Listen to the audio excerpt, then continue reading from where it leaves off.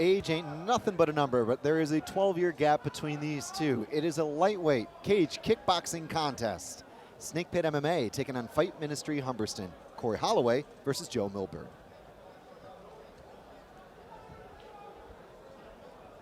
Milburn in the red corner, Holloway in the blue. Andy Nichols is the third man in the cage tonight. Dean, we've actually got cage boxing in 4-ounce gloves later, but it's a different series of geometry against the squared circle. It's interesting to see as well, Holloway with the boxing boots and Milburn without boxing boots. Gives you a bit more traction. Kind of connects you a little bit more to the canvas with regards to pushing in and out of range. Let's see if that creates a disparity here between the two. Some nice high guard work there from Milburn. Well, 3 2-minute rounds in prospect could only be described as a sprint. And it'll be intriguing to see how this one plays out. With a nice right hand looking for the left hook. Doing a good job of coming through the guard with the uppercuts. Turn fire though. Looking for the uppercut again. You can see Holloway making that read there as Milburn dips his head ever so slightly off to his right side.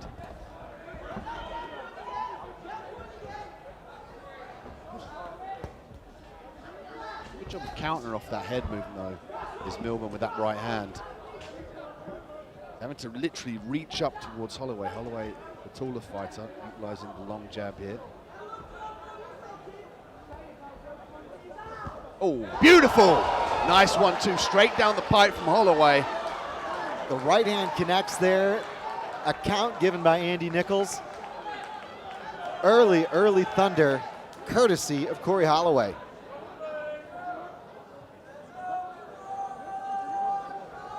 Milburn given a second there to reconnoiter himself. Pressure with 20 seconds to go. Right hand lands again for Holloway. Holloway stepping into the snapping jab. Milburn visibly shaking here, Dean. Milburn's going to look for a clinch here. Don't be afraid to clinch if you're in danger. He's going to the body, he's got to be careful. Oh, lands a nice overhand right. But he was definitely on wobble street here towards the end of the round. It's going to give him an opportunity, though, to regain that equilibrium, but there were some definitive punches, some heavy shots from Holloway. And there was a 2-3-2 combination from Holloway there at the buzzer. 10-8 round, a very strong performance so far from Holloway. Dino, walk me through it. Look at this crisp striking work. I love the way Holloway was utilizing the uppercuts. There was a beautiful establishment of the lead jab here. Look at this, engages the distance with the jab. Looking to try and draw Milburn onto that counter right hand. It was a beautiful 1-2. Bop, straight down the pipe on the chin. Milburn goes down. Take a look from a different angle here, Chris. Look how clean this is with the jab. Uses the jab to establish the distance, and look at that. Comes right around the edge of the guard. Excellent vision and timing there on display from Holloway to see that in the pocket. Milburn was throwing, but it's those kind of striking exchanges where both guys are throwing at the same time. Sometimes it's the more patient man that walks out. Down on his knees and down for the count was Milburn. Which way will it go in round 2?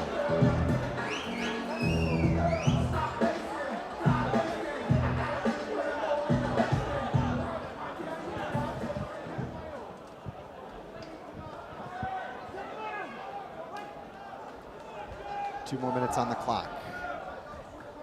Holloway in the blue corner. Holloway with the height and reach advantage. Milburn walking onto some punches again, Dean. Not a good strategy. I want to see more angles and some head movement.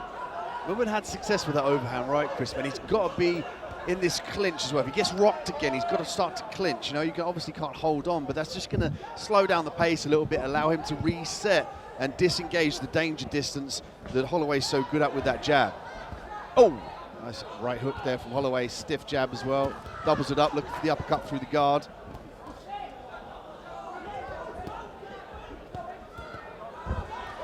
Shot again, looking for the uppercut. It's just a matter of time before Holloway targets the correct position of the head. And for me, it was when Milburn throws a lazy left that right comes in straight around an extended left arm. Body shot here from Holloway. Digging double time. Uppercut to the inside. Milburn backing off. 2-3 combination again. It is that right cross and the left hook. Andy Nichols stepping in, and we've got another count. It's where he's got to utilize the clinch though, Chris. If he's in danger, he's got to clinch and get that separation. It's going to give him time to recover. You know, he's standing and banging, which is all well and good for the crowd, but if he starts to receive all those shots, they're going to start to add up like water in a cup. Soon they're going to overflow, and the overflow is going to be the knockout. Well, at this juncture, it would look like a score of 20-16. Should the next 25 seconds or so pass without any further changes. Oh, mouthpiece came out there. Counter fire here from Milburn. Forward pressure from Holloway. Holloway again. Heat on that right hand. We're looking for the counter right hand. Down to the left hook as well. Also, Milburn is kind of connecting with the palm of his hand, not as damage-inducing as punching with the knuckles through the glove. He's kind of winging his arm in and sort of catching the front of the knuckles. Not enough power there. But I mean, Holloway, patient as well. It's impressive to see he's looking for the uppercut. He knows the 1-2s there. As we look at the replay here, the patience from Holloway is giving him the gift here of the sweet science of boxing. He loves to use the jab. There he's looking for the uppercut, takes a back step, he doesn't get drawn into a close range gunfight. He's being more tactful, close and short range from Holloway. Milburn as well, you can argue here that he's got to try and look for a finish. You know, standing and banging is not really his forte. He's got to try and sneak in that overhand right. Use the double jab to gain the distance, move the head and look for that overhand right against the taller fighter. And it would be interesting to see to what extent Milburn maybe changed his strategy, because there was certainly some pressure in the pocket, but he was getting picked off. How do you make the adjustments? I mean, my advice was changing up the angle a little bit and getting some head movement in, because it was so much linear movement. Yeah, well, he's been moving his head off to the right side quite successfully to load the right hand, but Holloway's wise to that. That's why he's using the jab and then coming around with a left hook. He's also looking for the uppercut through the guard. Well, the score unofficially 20-16 on our cards. And it'd be an interesting thing if Milburn makes any meaningful adjustments in this round. It is still time to work with. Well, he's got to get on the jab. When he gets on the jab, he's, like you said, he's got to move his head or move his position. He's got to start to try and pivot. That's nice, clean work. Holloway establishing the jab, though. Master of distance at this point.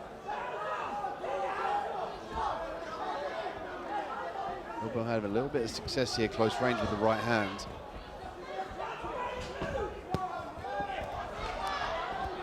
Body shot attempt there from Milburn. Left hook, finishing the combination is Milburn.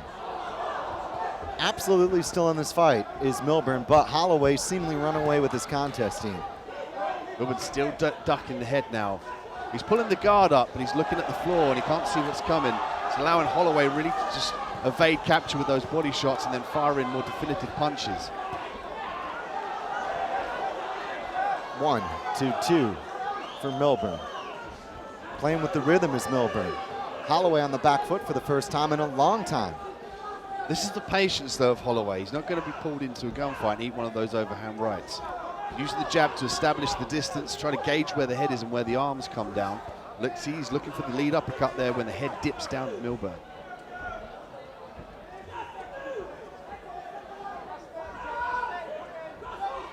Not long to go to the finish line between Milburn and Holloway. A knockdown apiece. Should see this one if we do go the distance for Holloway. Across the first 2 rounds, the 3rd round, seconds away from being over here. And it has been a valiant performance from Joe Milburn. But Corey Holloway putting in a shift tonight in Doncaster. Close range body shots, huge. Right hand there, straight through the middle. And that'll do it. We go the distance here on Cage Steel 33. A lot of composure from both fighters, but in the end, you get the feeling it's 1-0 for the Snakepit MMA products. Take a look at the replay here. Holloway again establishing the jab. Milburn had the most success when he's able to land the overhand right, but he was just a little bit too insistent on planting his feet, putting the head down here for the body shots. You can see he ate 2 shots there, nearly 3 from Holloway. Holloway with a cleaner boxing, awareness of the game, looking for those openings, not forcing it, not rushing. Cleaner boxing technique from Holloway. We saw some very definitive punches from Holloway earlier on in the fight. He was more cautious as he drawn on, perhaps knowing that Milburn potentially was looking for a finish.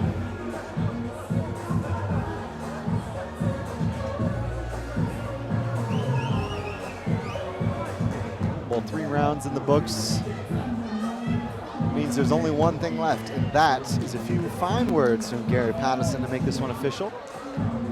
We'll have that result with you very, very shortly. Once again, thank you very much for watching Cage Steel 33. Chris and Dino here with you on the call. Watching live on Joymo TV. We hope you're enjoying the action as much as we are. Again, tune in on TikTok, Insta, and Facebook. Hashtag Cage Steel 33 is the hashtag of choice. And be sure, of course, to follow us for additional content, interviews, and behind-the-scenes affairs for all of the meanings and makings of Cage Steel 33 and Doncaster. Here's Gary Patterson. Ladies and gentlemen, after 3 hard-fought rounds, we move to the judges' scorecards, and we have 29-26, 29-26, and 30-25 with your winner by unanimous decision in the blue corner, Corey Holloway.